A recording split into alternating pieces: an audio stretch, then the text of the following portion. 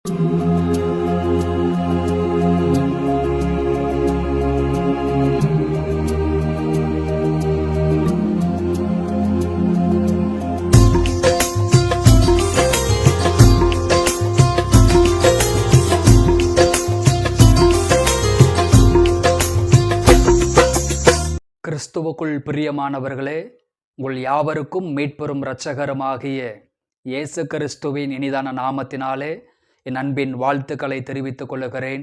மீண்டும் ஒரு விசை சமயத்திற்கேற்ற வார்த்தை என்கிற நிகழ்ச்சியின் மூலமாக கர்த்தருடைய வார்த்தைகளை பகிர்ந்து கொள்வதில் மிகுந்த சந்தோஷப்படுகிறேன். இந்த நாள் உங்களுக்கு ஆசீர்வாதமாய் இருக்கும்படி உங்களை மனதார வாழ்த்துகிறேன். ஆண்டவர் மகிமைப்படுவாராக. இந்த நாளிலும் கூட உங்களுக்காக ஒரு வேத வசனத்தை வாசித்து உங்களுக்காக ஜெபிக்க விரும்புகிறேன்.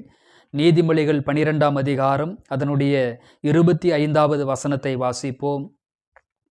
மனுஷனுடைய இருதயத்தில் உள்ள கவலை அதை ஒடுக்கும், நல் வார்த்தையோ அதை மகிழ்ச்சியாக்கும் என்று வேதம் சொல்லுகிறது.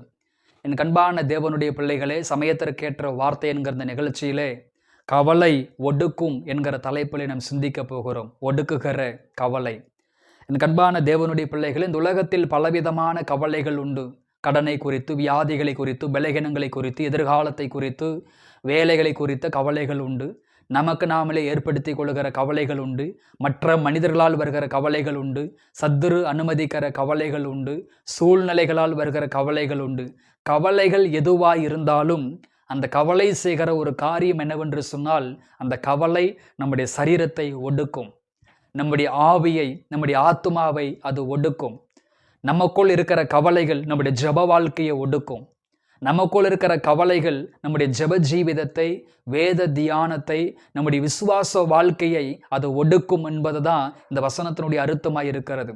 கவலை அவனை ஒடுக்கும்னு வேதம் சொல்லுகிறது.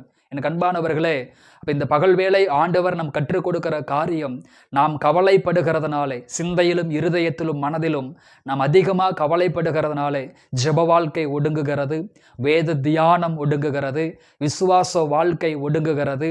அதே போல நம்முடைய சரீரத்திலே, ஆவியிலே, ஆத்துமாவிலே கவலை நம்முடைய சரீரங்களை ஒடுக்குகிறது. அது நம்முடைய சரீரங்களையும் மனதுகளையும் அது பலகீனப்படுத்துகிறது. மத்தேயு 13ஆம் அதிகாரம் 22 சொல்லுகிறது, உலக கவலை அவனை நெருக்கி போட்டது என்று வேதத்தில் வாசிக்கிறோம். அப்போ உலக கவலைகள் என்பது நம்மை நெருக்கி போடுகிறது, ஜெப ஜீவிதத்தை நெருக்கி போடுகிறது, விசுவாச வாழ்க்கையை நெருக்கி போடுகிறது என்பதை அறிந்து கொள்ள வேண்டும். அதனால தான் இயேசு சொன்னார் மத்தேயு 6ஆம் அதிகாரத்தில் 25வது வசனத்தில், எண்ணத்தை உண்போம், எண்ணத்தை குடிப்போம், எண்ணத்தை உடுத்துவோம் என்று சொல்லி கவலைப்படாதிருங்கள். எண்ணத்தை உண்போம், சாப்பாட்டுக்கு நாம் என்ன செய்ய போகிறோம், ஆகாரத்திற்கு நாம் என்ன செய்ய போகிறோம், கவலைப்பட வேண்டாம். ஸ்தோத்திரம். அதே போல எண்ணத்தை குடிப்போம், அதற்காக கவலைப்பட வேண்டாம். எண்ணத்தை உடுப்போம், வஸ்திரங்களுக்கு நாம் என்ன செய்வோம், எண்ணத்தை உடுப்போம், கவலைப்பட வேண்டாம். பிள்ளைகளை எப்படி வாழ வைக்க போகிறோம், கவலைப்பட வேண்டாம். பிள்ளைகளுடைய படிப்பு செலவுகளுக்கு என்ன செய்ய போகிறோம், கவலைப்பட வேண்டாம். கவலைப்படுகிறதுனாலே நம்மால் ஒன்றும் செய்ய முடியாது. அதனால தான் ஆண்டவர் சொன்னார், எண்ணத்தை உண்போம், எண்ணத்தை குடிப்போம், எண்ணத்தை உடுத்துவோம் என்று சொல்லி கவலைப்படாதிருங்கள் என்று வேதத்திலே வாசிக்கிறோம். மத்தேயு 6ஆம் அதிகாரம் 32 ஏன் நாம் கவலைப்படக்கூடாது என்று பார்க்கும் பொழுது, அஞ்ஞானிகளும் இதை நாடி தேடுகிறார்களே.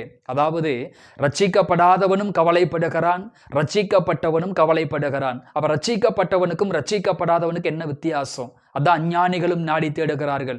கடன், வியாதி, பலகீனம், போராட்டம், பண நெருக்கடி, பொருளாதார நெருக்கடி, இக்கட்டான சூழ்நிலை, இதெல்லாம் உலகத்தானுக்கும் இருக்கிறது. அஞ்ஞானிகளும் இந்த உலக தேவைகளை நாடி போகிறார்கள். அப்ப ரட்சிக்கப்பட்டவர்களும் நம்மை நாடி போவோம் என்று சொன்னால், அப்ப அவர்களுக்கு நமக்கு என்ன வித்தியாசம்? அதனால்தான் ஆண்டவர் சொல்லுகிறார் மத்தேயு 6ஆம் அதிகாரத்தில் 32 இவைகள் எல்லாம் உங்களுக்கு தேவை என்பதை ஆண்டவர் அறிந்திருக்கிறார். அஞ்ஞானிகளுக்கும், அதாவது ரட்சிக்கப்படாதவனுக்கும் ரட்சிக்கப்பட்டவனுக்கு என்ன வித்தியாசம் என்று சொன்னால், ரட்சிக்கப்படாதவன் அவைகளை நாடி போகிறான், கவலையோடு அதை நாடி தேடுகிறான். ஆனால் ரட்சிக்கப்பட்டவனுக்கோ ஒவ்வொரு நாளும், ஒவ்வொரு நிமிஷமும் அந்த குடும்பத்திற்கும் அந்த பிள்ளைகளுக்கும் என்ன தேவை என்பதை ஆண்டவரே அறிந்திருக்கிறார்.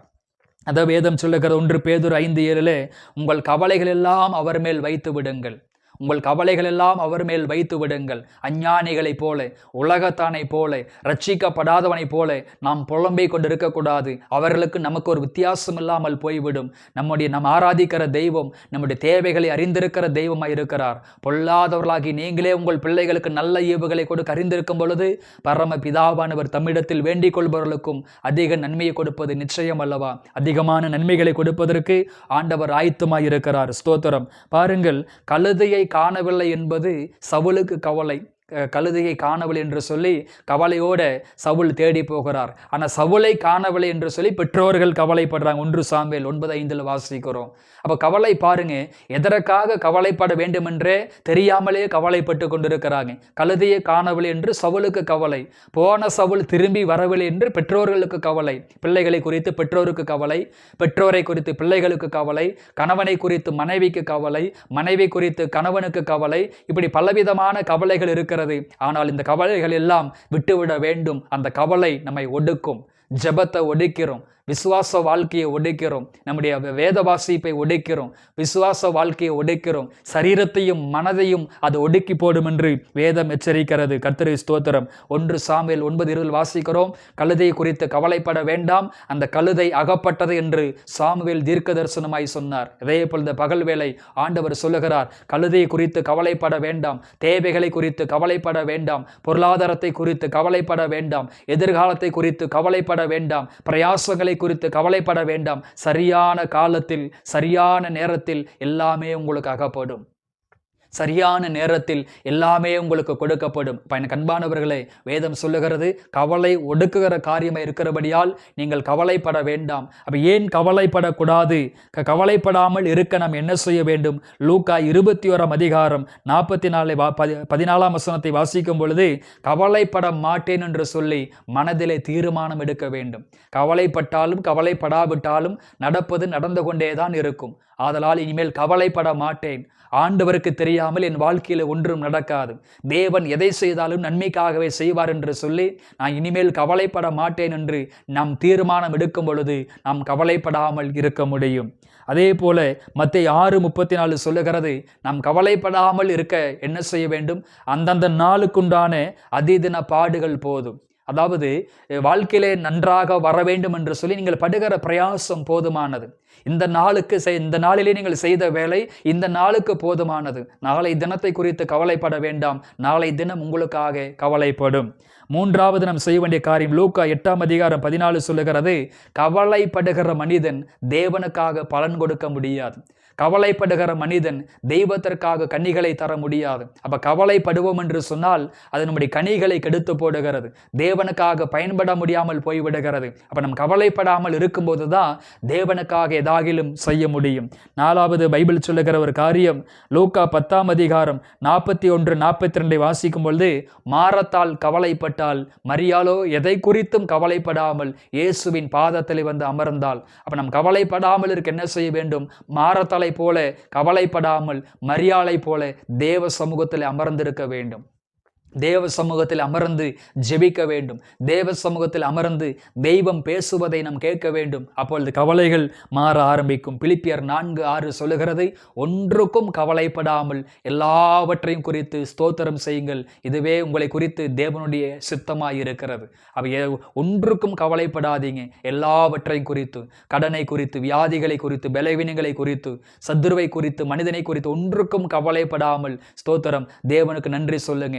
ஸ்தோத்திரம் எல்லாவற்றையும் தேவனுக்கு தெரியப்படுத்துங்க. எல்லா புத்திக்கும் மேலான தேவ சமாதானம் உங்கள் இருதயத்தை ஆளுகை செய்யும். அப்ப கவலைப்படுவோம் என்று சொன்னால் அந்த கவலை சரீரத்தை ஒடுக்கும், ஆவியை ஒடுக்கும், ஆத்மாவை ஒடுக்கும், ஜெப வாழ்க்கையை ஒடுக்கும், வேத வாசிப்பை ஒடுக்கும், விசுவாச வாழ்க்கையை ஒடுக்கி போடும், பரிசுத்த வாழ்க்கையை ஒடுக்கி போடும். அது ஊழியத்தை தடை செய்யும், ஆத்மாதையும் செய்ய முடியாத ஒரு சூழ்நிலை உருவாக்கும். ஆதலால் கவலைப்படாமல் தொடர்ந்து தேவ கிருபையிலே, சத்தியத்திலே, உபதேசத்திலே முன்னேறி செல்லுங்கள். இந்த நாளும் நிச்சயமாக உங்களுக்கு ஆசீர்வாதமாக இருக்கும்படி உங்களை மனதார வாழ்த்துகிறேன். God bless you.